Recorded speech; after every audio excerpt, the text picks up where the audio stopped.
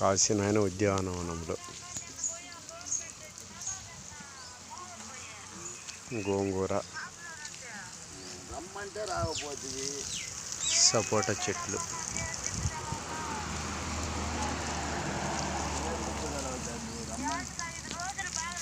మరి బాగా రావచ్చు కదా. హాస్పిటల్ ఆశీలా మరి నత్త ఖర్చు పెట్టుకోండి. చూడండి కాను చెట్లు,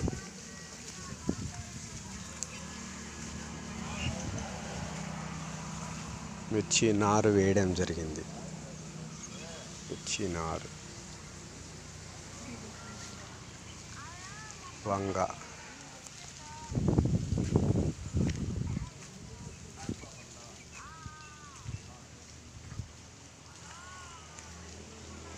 తులసి,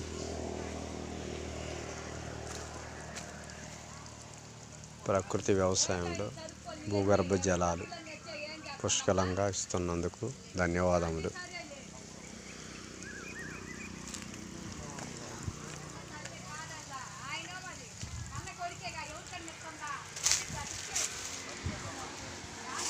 చూడండి కానగ చెట్లు ఎంత పచ్చగా ఉన్నదో.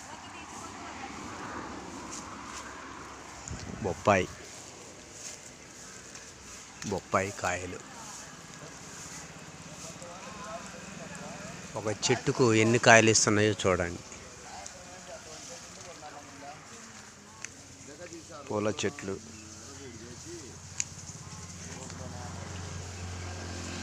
జిల్లేడు,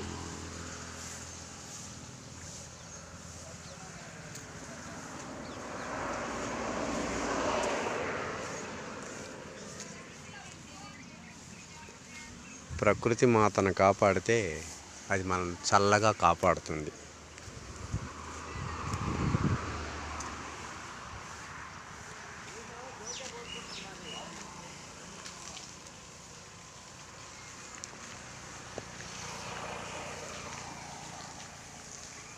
వేప చెట్లు,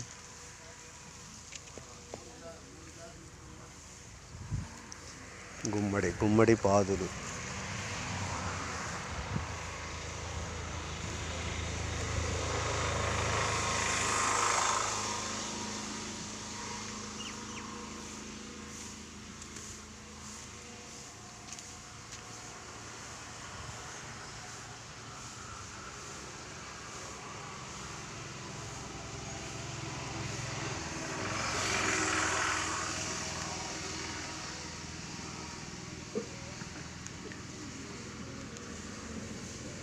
భారతదేశంలో ముఖ్యంగా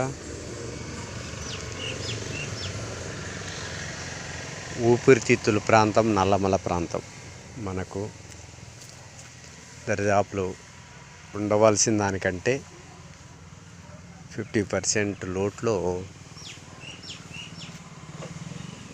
దేవతా వృక్షములు లేవు. కాబట్టి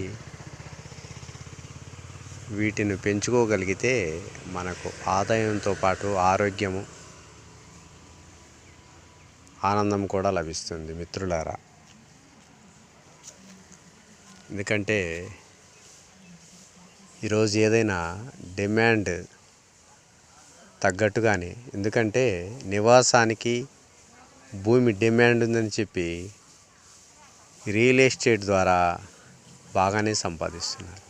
మరి అది అంతకంటే ఎక్కువగా పశుపక్షాదులకు ఆహారము, ఆవాసం అవసరం.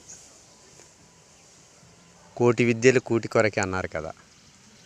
మరి కూడునిచ్చే ప్రకృతిని మరి కాపాడుకుంటే బిలియన్ రూపీస్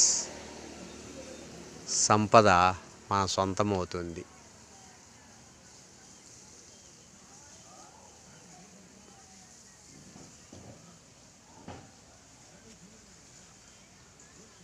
ఏదైనా నిర్మాణం చేయడము చాలా సంవత్సరాలు పడుతుంది, విధ్వంసం చేయడం వితిన్ సెకండ్లో సరిపోతుంది. అలాగే ఒక్కొక్క చెట్టు పెరగాలంటే 6 నుంచి 12 సంవత్సరాలు పెరుగుతుంది. మరి పశుపక్షాదులకు సకల జీవులకు ఆహారం ఇచ్చే ప్రకృతిని నిర్మాణం చేసుకుందాం, సంపదలు సృష్టించుకుందాం.